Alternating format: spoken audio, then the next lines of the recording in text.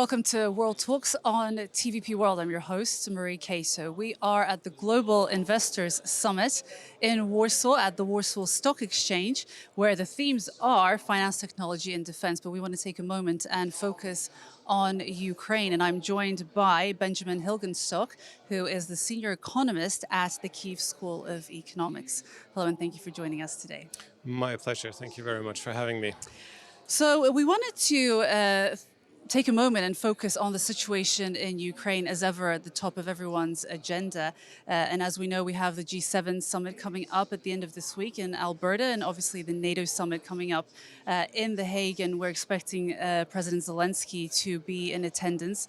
As ever, he's going to be drumming up support for Ukraine. And we wanted to ask you what you expect to come out of both of those summits in terms of support precisely for Ukraine.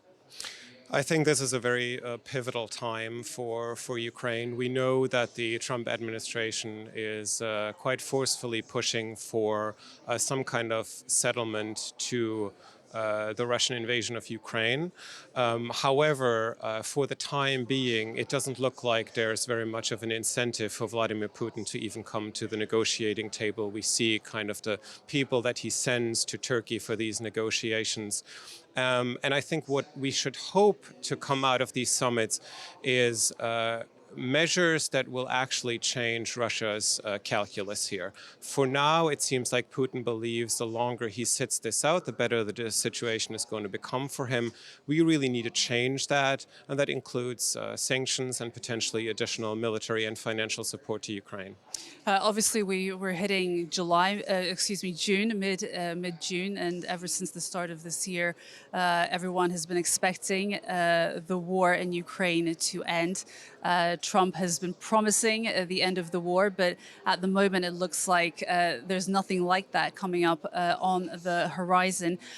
In your opinion, do you think that this latest package of sanctions has brought anything to the table? We're also expecting the 18th package of EU sanctions to arrive soon. Do you think that that's actually going to bring anything in terms of impacting Russia, perhaps bringing anything to the table in terms of peace?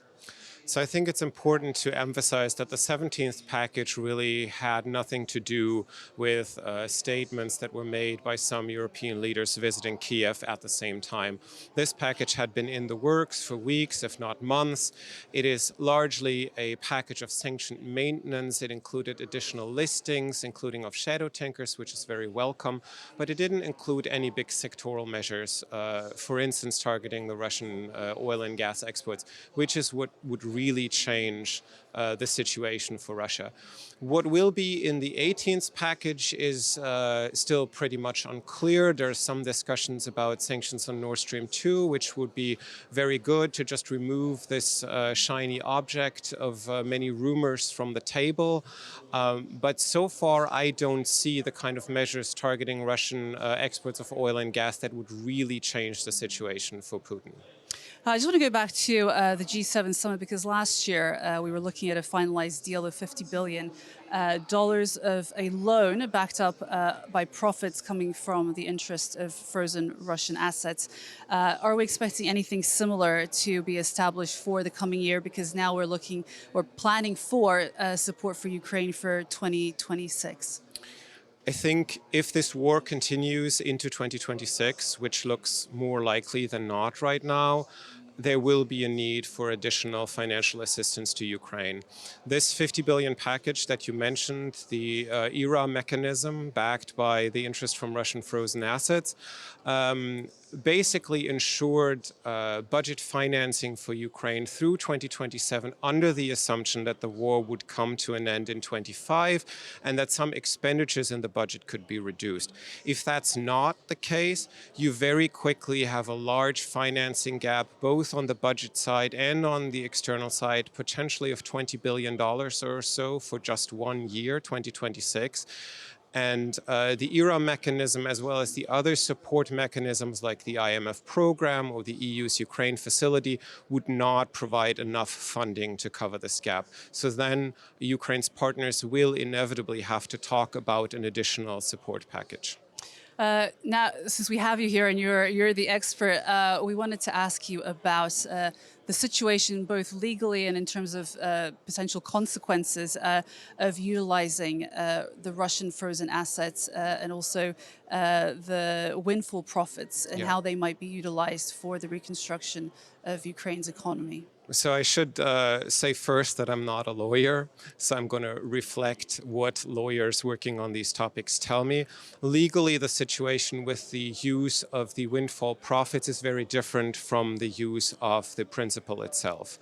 However, even with regard to full confiscation of the CBR reserves that are currently frozen abroad, something like $350 billion or so, many experts have said that this is in fact legal. It's a so-called third-party countermeasure on behalf of Ukraine undertaken by its partners and in response to Russia's gross and repeated violations of international law.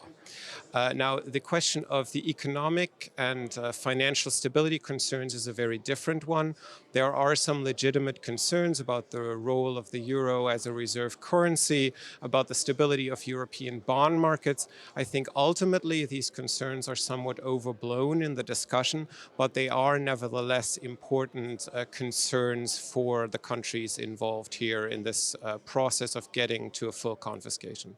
There have been some issues regarding the regulations concerning, in general, these Russian frozen assets and perhaps what might happen if they were to be outrightly seized and the legal consequences of that. Could you just give us a little bit of information regarding that? So I can't talk too much about the legal concerns. However, I think this is fundamentally a political decision. If on the political level it is decided that these assets should be transferred to Ukraine for its fight against Russian aggression and for reconstruction and recovery, then there will be a way found to make that possible legally. I think right now, we're simply not at the point yet where the pressure to come up with the money for Ukraine is big enough. But at some point, we're looking at the need to find 300, 400, 500 billion dollars for recovery and reconstruction in Ukraine. And I believe that the governments that support Ukraine will come to the conclusion that this is not a cost that should be put on their own taxpayers while we protect the Russian assets that are out there from confiscation. We say the pressure isn't quite as high. What might it actually take to actually transfer those frozen assets? Well, I think the question is just how bad does it need to get? The question is basically? just one of time, right? So if we need another financing assistance package for Ukraine and the size of the ERA package or anything between 20, 50 billion dollars, there's a way to make that happen without confiscating the assets. But when it's about facing the costs of reconstruction and recovery, I don't think this is something that European and other partners can finance out of their taxpayers' revenues. Moving on now to the Ukrainian economy, can you give us a little bit of insight as to how the economy is doing? I think it's fair to say it's still incredibly resilient, but of course, a full recovery of the Ukrainian economy is being delayed by the war. So while the war is still raging, we think some growth in the area of 2 to 3% is completely realistic, but this is of course not enough to bring Ukraine even close to the pre-war levels in 2021. For that, a much stronger recovery is needed, and that requires investment first and foremost, and investment, while it is already needed and to an extent happening, but it will not fully pick up until the war ends. So that is the key challenge for everything, for the budget, for Ukraine's external financing, for the labor market ultimately with the return or not return of refugees in other countries in Europe. That is the key question. Now we've had the EU, well, the trade relation between the EU and Ukraine has now returned to essentially the pre-war tariffs. How do you think that that's going to impact the economy as well, from an agricultural perspective? Yeah, it will certainly have an impact. It's quite difficult to put a number on it. Of course, we hope that there will be some kind of resolution to this issue. Ultimately, Ukraine needs to be fully integrated in the European market. So what we should aim for is a reduction of trade barriers and not like a return of them. Do you think that Ukraine will figure out a way to reroute its products in terms of exports? Do you think that also Ukraine and the EU will manage to set up a new trade agreement before the end of the year, perhaps by the end of the summer?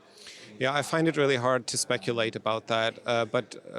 Broadly speaking, there is a large demand on the global market for Ukrainian agricultural exports. So I hope that if the situation with the EU doesn't improve, that they will find different destinations for these exports. And what do you think about the situation in terms of the Ukrainian accession into the EU? Obviously, there are mixed responses. Some are very much for the accession of Ukraine into the EU. Others are perhaps more apprehensive. Well, what European leaders are saying consistently is that this process is irreversible. I hope that that is true.